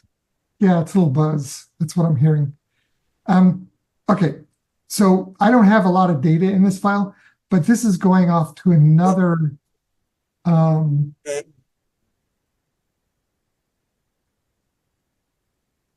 table where the actual chart data is. Okay. So what it does is it grabs the data from this file and pulls it into this. But it can be however I want this set up. I can have whatever fields I want on the left and across the top. And this is all it takes. Is there's a table in the middle, and there's a bunch of these pairs. Sorry, these pairs. Or wait, am I reading that wrong? Yeah, these pairs. So there's a field that has that's a global field that has the name of the field in it, and then there's an unstored calc that simply says if that field is not empty, get the field content. So it goes off and gets the right content. And then as you can see, I can chart it with the data as well. So all the FileMaker features are available. And all I did was point these fields at these fields. And if I wanted to extend this out, I could go this, 20 fields out just by creating additional pairs. Does that all make sense, or did I cover that too fast?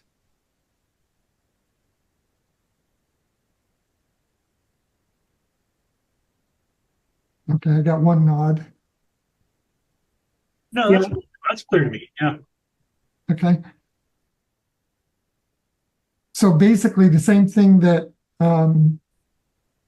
you were doing earlier could be done using this technique within FileMaker. But I love your technique because it allows you access to all of Java and its capabilities. Mm-hmm.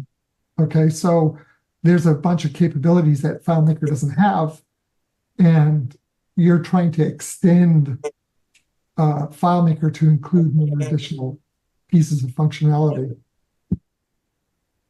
Yes. Yep. So The you've been able to data tables allows things like rearranging columns or sorting columns or resizing columns. yeah, those are all field pieces of functionality that FileMaker doesn't have. Correct. Yeah, that's why I worded it that way. Mm. But this is actually pretty quick. We run we were running this with data in it, and we had some 20,000 records or whatever on the FileMaker site. So this is for analysis of launch times and things like that for FileMaker Pro and FileMaker Server. And there's another process that runs that is a small script, and you run it and you collect data every 10 seconds or whatever. And it dumps information into a file using the built-in, well, it's in that. It's in, let's see, dbstats.py. So this is something else that I wrote. And this looks better in VS Code. Yeah. I love VS Code as well. Why is it not on my list though?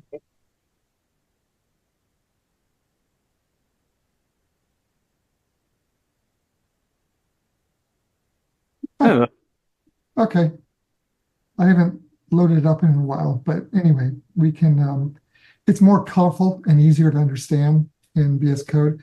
But this goes off and uses the built-in system functions to grab top information. So you can actually get all the top details and slam it out into a file and then suck those into FileMaker. So you can get, like while FileMaker is running, you can say, while that's running, collect this information about the system and how it's behaving. So these are all the titles that are used when you do top. It's all this stuff. So that file that I was just using runs this command and gets all the information from FileMaker? well, it's about the environment while FileMaker Pro or FileMaker Server is running. So I can grab all of these fields that are dynamically changing. And there's an API that is used to, that's why the field names are different. I have another question for Jeremy while we still have him. What are some of your other favorite widgets that you've done recently? Or even not a recent one, just like some of the ones that you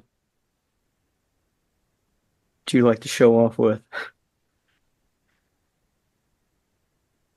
In my office hours recently, we built a form that is in a web viewer to create a new record in a table using the new execute data API write function. Yes, I know that we could use a card window to create a new record window, but I was exploring the idea of using a web viewer to do it, and functionality that a web viewer has that a FileMaker window and fields do not have in the nature of responsiveness and all sorts of other things. So that was one that I've done. I mean, every week I build charts for people or tables for people. I built a pretty extensive booth diagram for someone who had a client who needed to design the booth at a conference like we have at Engage, and they had tables and dragged them out and placed them and then printed out the map of where the rectangles, the tables would go. So I was able to do graphical. Yes. Yep. Yeah, I'm looking at my list here. It's just I've got hundreds of them that just are in various forms. of I remember your first presentation a long time ago with DIGFM. You had this like whole database of widgets that you had in your and like this giant sample file. Yep. But all of that is the old way of doing it, and that's just not what I would do anymore. That's before 19 and before I learned how to use these modern tools. So yeah, that was a good demo. Looked like some pretty efficient coding and getting back and forth between your code and the results. What's all the types of things that you're doing with this? Because tonight you only showed the like column view data. Are you doing like charting, and what else are you doing? Yeah, charting. I mean, I'll just pull up a couple samples here, I guess. Kanban and Can you share your screen? Yep. Steal it back. I may have to exit yours. Yeah, I don't have to do that in other products, but Yeah. So, I mean, this is just a simple basic chart that I've developed for people.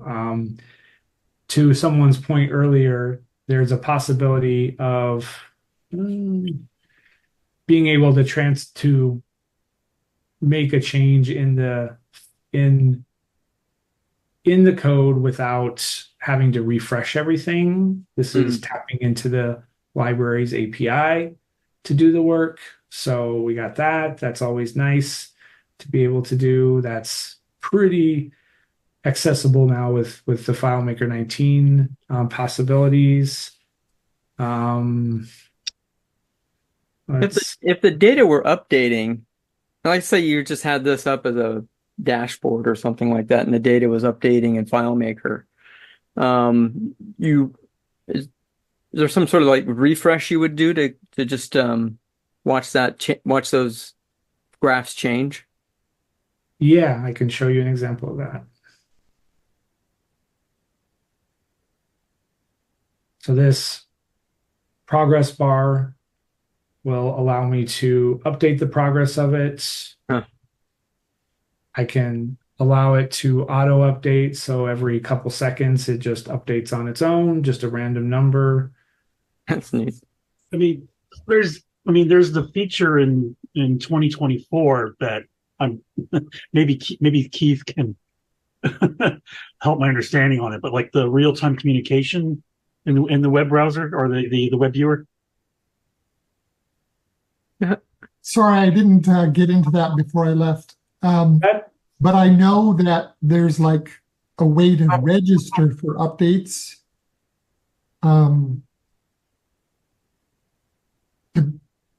To basically, call this script or whatever in FileMaker. Like a listening event kind of thing. From FileMaker data? Well, no, it's the other way around. It's you create a solution, like the Java, and you ask the Java, I want notifications, and I'll call, and all it does is it turns around and calls another FileMaker script that does it, the update. But I can't remember all the details on that because it was literally being created as I left. And Jeremy, what you were showing that's just JavaScript kind of refreshing itself. That is correct. Yes. Yeah. So I have a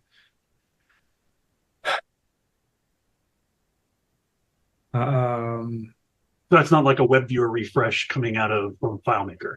No. So I'm asking the JavaScript every 2 seconds to run a function or to go to FileMaker and run a script that gets a random number of data, a random value, bring it back in, and then update the progress bar. So that happens every 2 seconds. All right. So and that could be a chart, or that could be real data, or yeah. Yeah. Yeah. And you want it the other way around. This method is called polling, and it's not very efficient. It's going to like ping the database too often.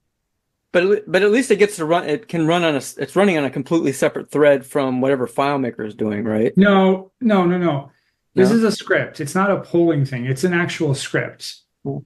Watch this. It's an actual script, and this is a problem. This is one of the issues with having to update a FileMaker, update a web viewer. When I run this and I enable the auto update, it starts the auto update, and then every 2 seconds a script runs to get the latest data. So And that's a FileMaker script. yeah, it's not. That's the same thing. It's polling for changes instead of actually getting an answer that says, hey, some data change, go ahead and update. The second way, you can actually literally get a message, 24 hours and do one update when it's important. Let's see. So Could JavaScript do a data API call to a FileMaker server, get its data while you're still doing whatever you want to do in FileMaker? yeah, it's still polling. It doesn't matter where it's coming from. Yeah. What you want is the engine to go, Push. I just got real data. Here's the data. Yeah. Okay. So it's not that's not asking. So it's not asking for things when it doesn't. Yeah, when Nothing's changed. Nothing changed, right? you're basically saying do a request, and you're adding, all that weight on the server, which You certainly could do that, but a lot of websites are designed to query their source database every so often. Yeah. I'm not aware. Well, I'm sure there is. And I know there's a way to do it with FileMaker to pass data in when a record changes to update the existing web viewer. But I think I would rather.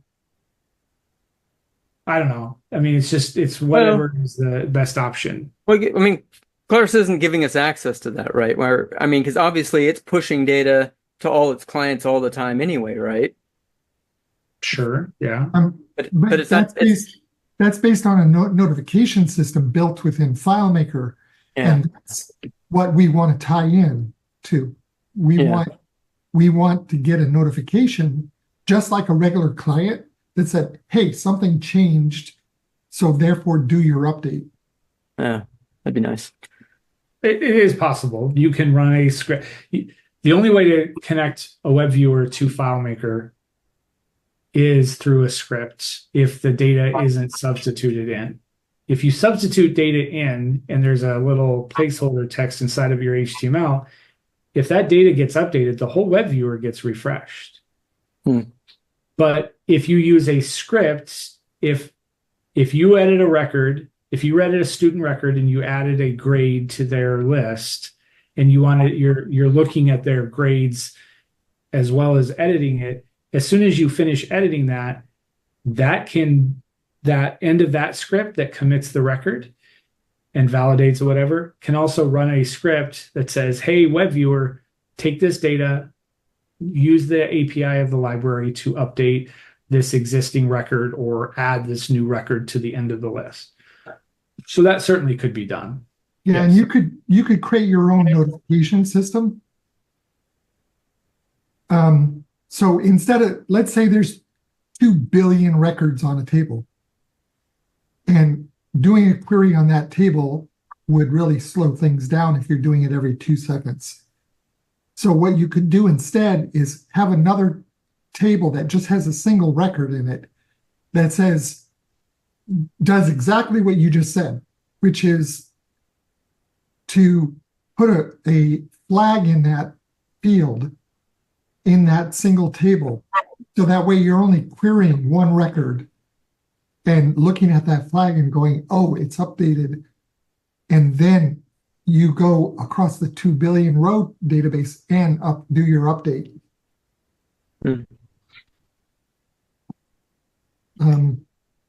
Until FileMaker actually has a notification system and says, here's something that you care about. Have we gone through everything Jeremy wanted to show us, and then when we're done, stop recording or continue recording and let Keith do a presentation? Oh, I Yeah, just, I'm done. Okay.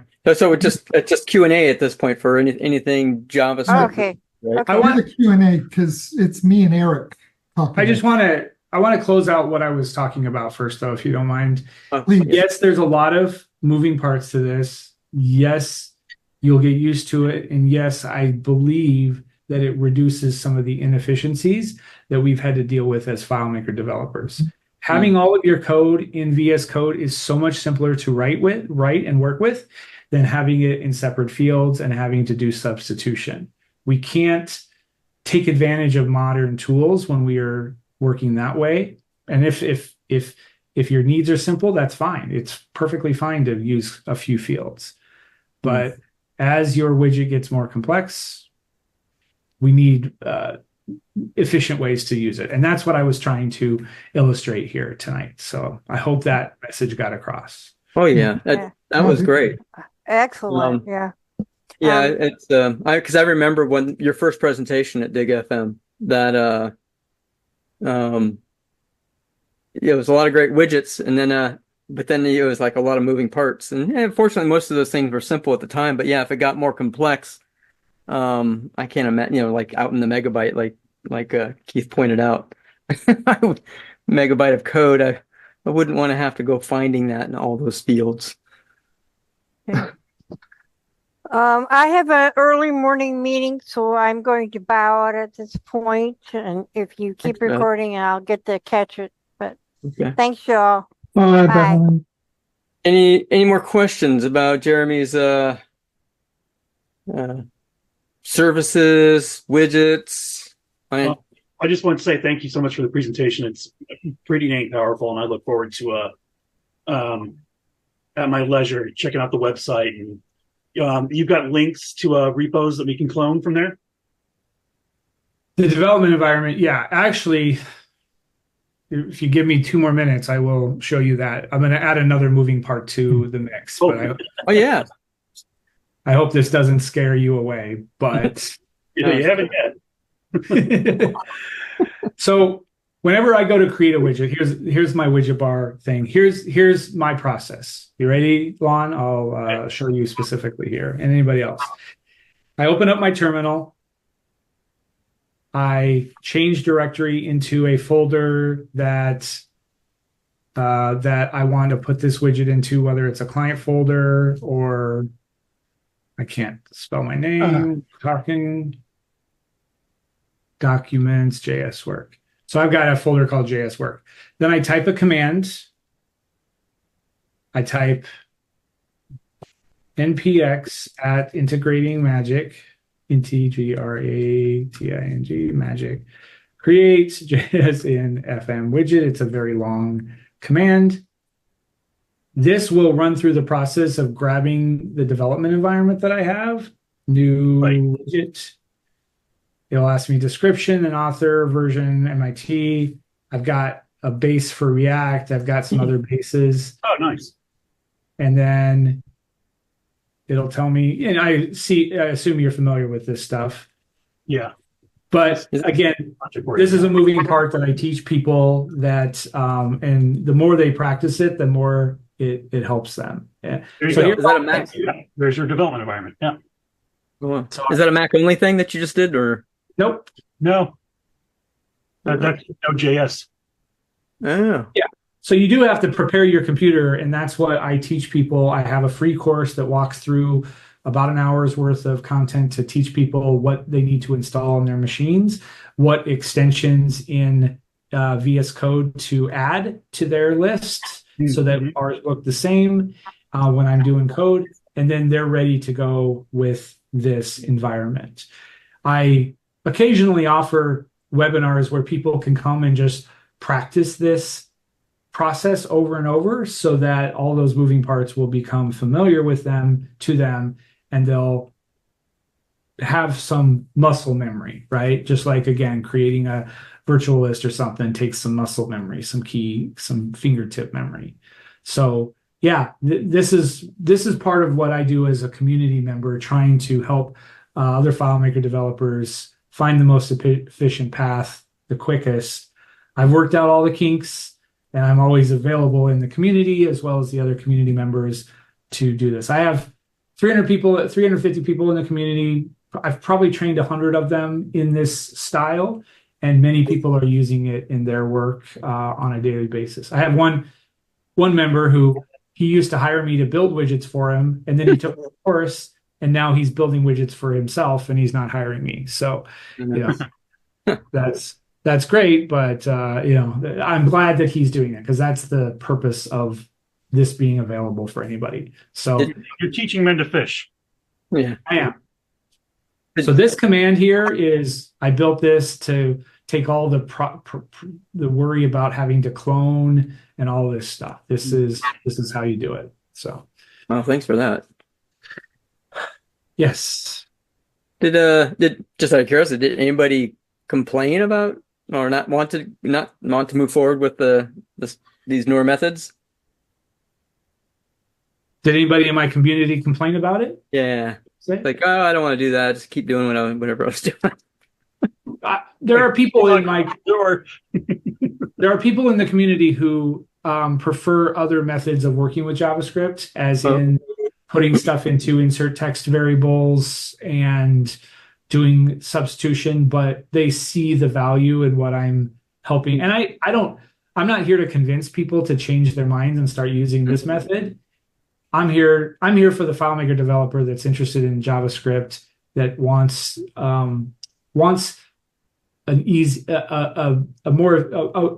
way in, or a more well-trod path in. So that's the purpose. And so, and now in your example, you had code and you had data that you were adding to the code that was in the and it's like all one block, right? That you're loading into your web viewer. Do people kind of go up another level and say, I want to change the parameters also of the code, but doing that out of fields or something like that? Repeat that. What do they do? Okay, so let's say you got your maybe a code template, right? But they want to change maybe some of the parameters, the color of what it's going to be, or even the size of the text. But actually, those would be actually parameters in FileMaker that they would substitute into the code. Okay. Substitute or load in. You saw me loading data in. Yeah. You can load an entire config object in as well, and then pull out what you need from that object. Yeah. And in my course, I teach people how to do that. I teach them to put the color or the type of chart or the type of chart, like the one that I showed you. I'm passing in some configuration options that could be the case. I'm not getting in the weeds here. You talked about substitution and putting in, we could substitute data in, we could substitute configs in, but it's my opinion and it's my process to simply use the scripting tunnel that Claris has built for us to pass data and JSON in there. Oh, okay.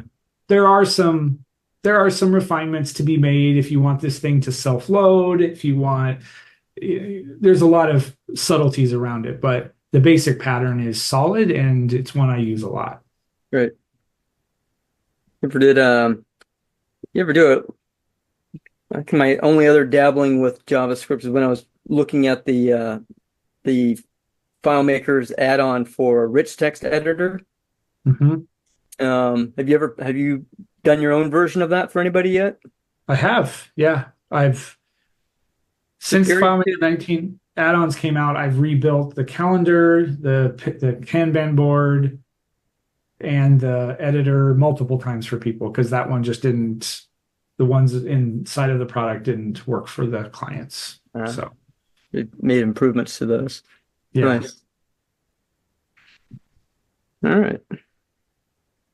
Anybody else?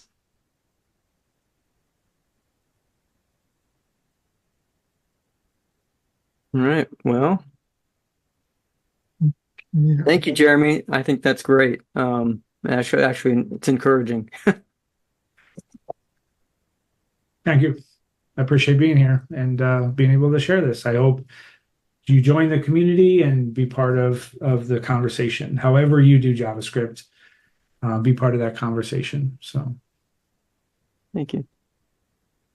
Thank you, Jeremy.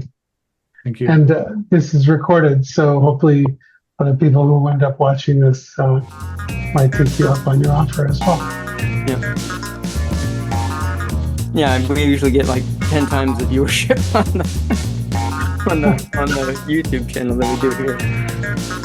So that was one of the drawbacks, actually, of recording. So yeah, if people don't show up now, it's quite as much.